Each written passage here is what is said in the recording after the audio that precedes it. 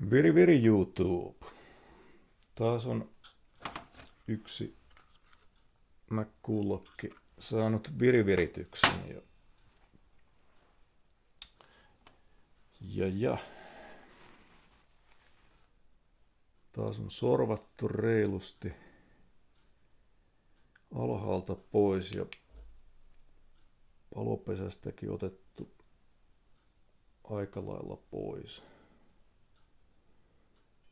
Alakanavat on levitetty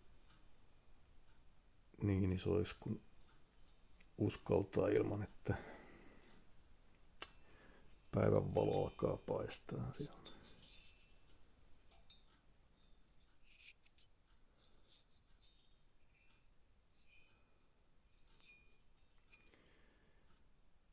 Imua on levitetty.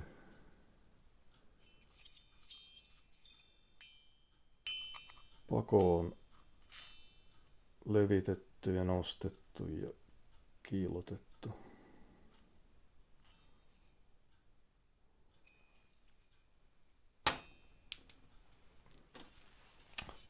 Pakoputki on modattu taas. Nyt se on tyhjä purkki. Tänhän saa avattua nätisti, kun hioo nämä reunat ilman, että puhkaisee ton taitoksen, niin sen saa ruvimeissillä käännettyä ja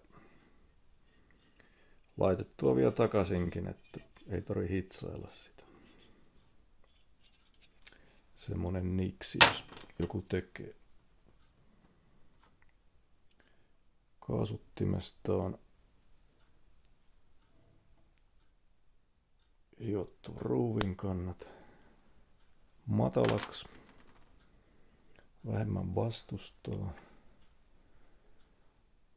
Mäntää on kevennetty, hiottu sisältä vähän ja kiilotettu päältä. Imuajoitus on männän helmasta otettu.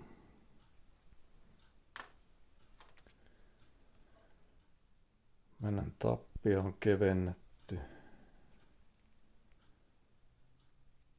Reilu gramma, kun siitä lähti.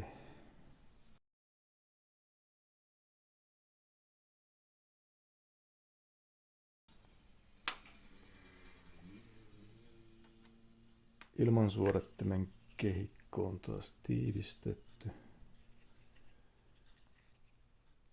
jotta ei menisi puruja ton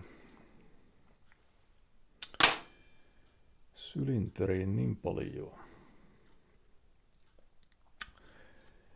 Niin, imu on noin 79, saattaa olla 80kin. Pako 101, kanavat 123, paljenväli 0,47 suurin piirtein. Eipä siinä muuta kuin saha nippuu ja testailee. Kiitos, hei!